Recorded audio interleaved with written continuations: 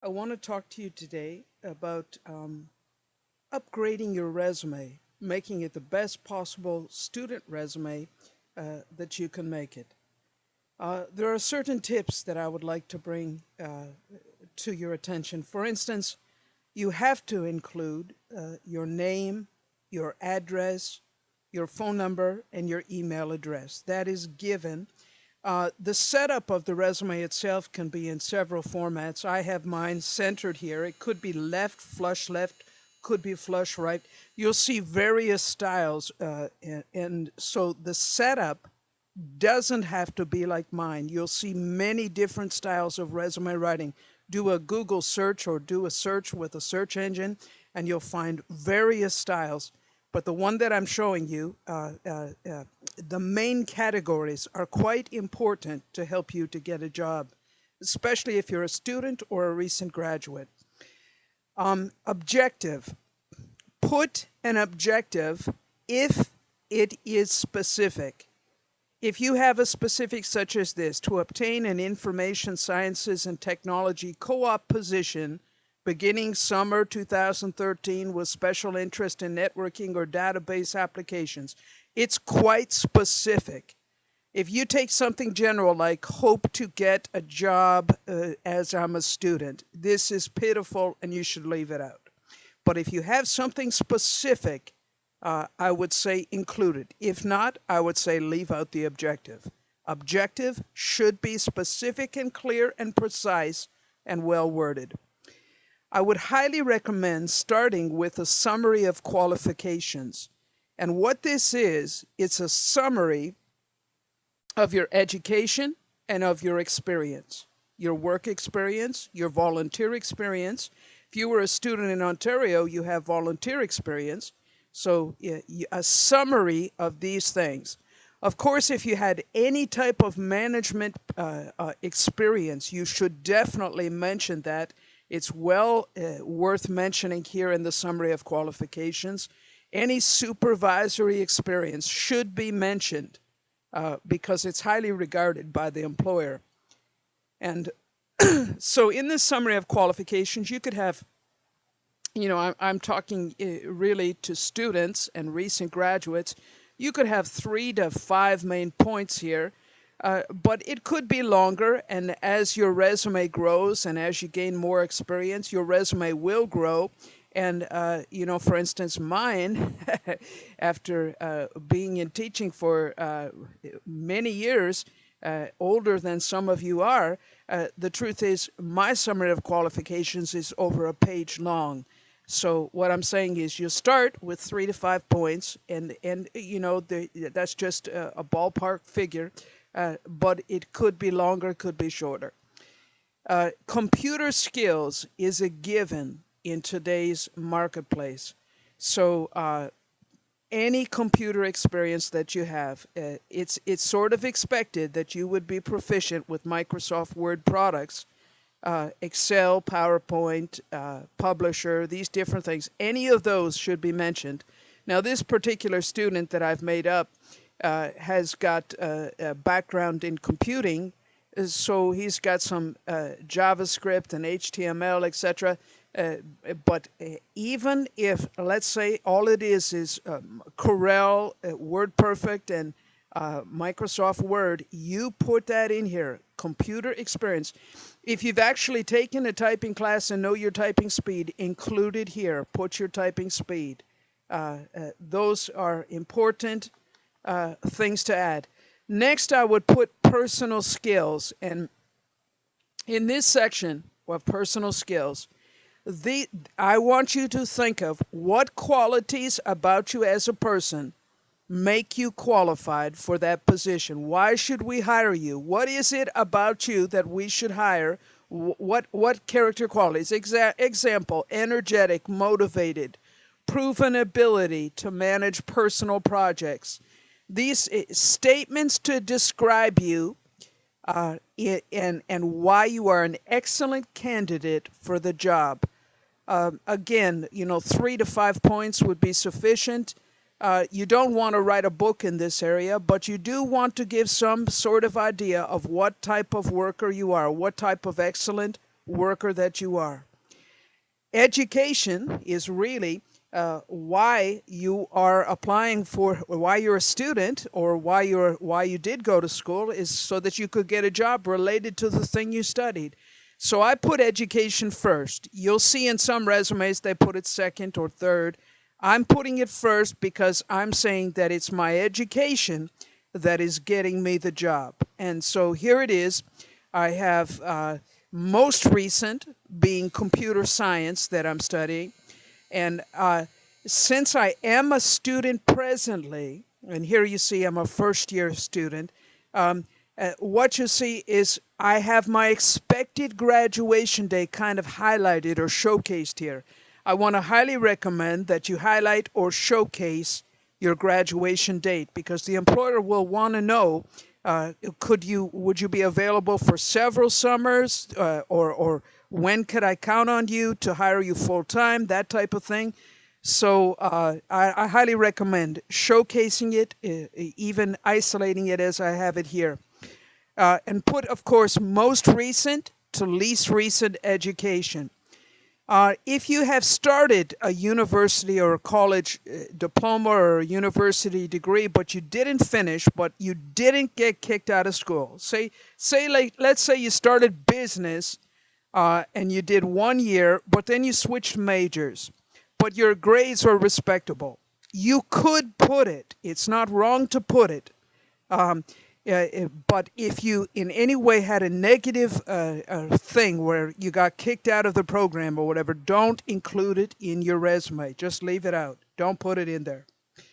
They could ask you about it personally in an interview, but remember, the resume is there so that hopefully they'll call you in for an interview and they can speak with you face to face. You want to put your high school, but no longer do you put elementary school. I would say don't put elementary school. You can certainly put your high school, but so most recent to least recent education. And next, we have work experience. Now, there are special cases where some people have had no job. There are those things. Now, in Ontario, as I said, if you went to school in Ontario, and you went to high school, you got 40 hours community service, and that is awesome and that's excellent. But the point that I'm making here is we're using the scenario that you do have work experience. So what we have here is we have someone who, a very typical, students would, get minimum wage jobs is very typical. And here we have someone who has Burger King management experience. Now, this is tremendous. This is tremendous. The person got a job at Burger King, but was promoted within the ranks to assistant manager. Now, this certainly should be mentioned, both that they started with one job and that they got promoted. This type of position is very desirable because it shows that you're a reliable worker, you're a trustworthy worker, and they trusted you with more responsibility. In terms of here, management experience, organizing schedules, training and replacing staffs, they have skills such as multitasking. They have skills, tremendous skills, because of their varied experience. And for instance here, making bank deposits. Are you bonded? Are you bondable? These types of things are highly desirable, again, to an employer, so you want to mention them.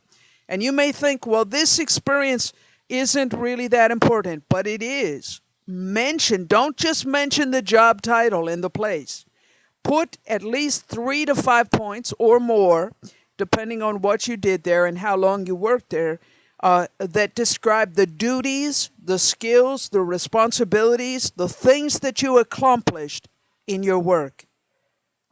Now, I do want to touch on volunteer experience because, as I said, in Ontario, if you went to school here, you did 40 hours community service, and it should be mentioned in your resume, and make it specific.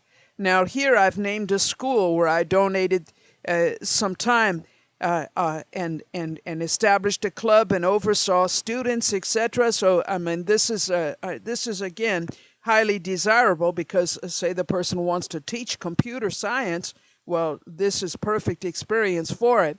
But let's say you did something else like rake lawns, or maybe you did helping the elderly in some way. It should be noted. Don't put babysitting. Put childcare. Uh, the terminology that you use should be professional in tone and sound. And so you want to put the job title, but then you also want to put responsibilities, duties, and skills underneath. So I would highly recommend that you do that. Then underneath, I do want to mention this, and this is awards. If you have won any awards, you certainly want to mention them. This includes scholarships, bursaries, that type of thing, absolutely, 100%. But it also includes, say you were the manager of the month or the employee of the month, mention that and give the year, the place, and the year. You can mention your high school awards. Did you win track and field? Did you win soccer or baseball or volleyball? You won awards. That should be mentioned. Those awards, most valuable player, most sportsmanlike, all of these things, you may think they're irrelevant, but they're not, because they tell about you and they're important and should be noted.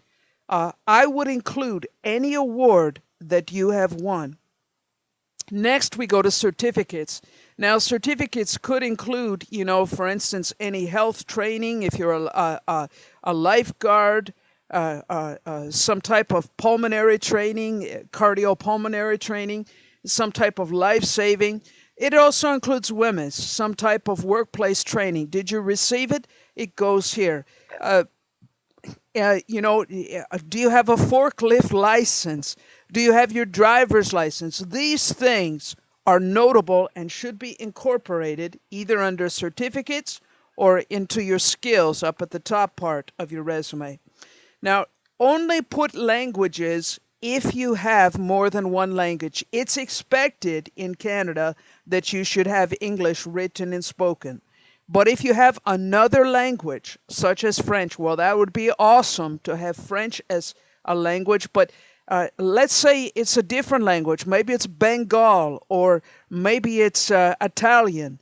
And you may think, well, it's not important. But listen, we live in a multicultural society. It is certainly important if you have written and spoken in another language. And if it's only spoken, then put written in English, written and spoken English, spoken Italian. You put that as it's accurately. That might be the very thing that gets you the job.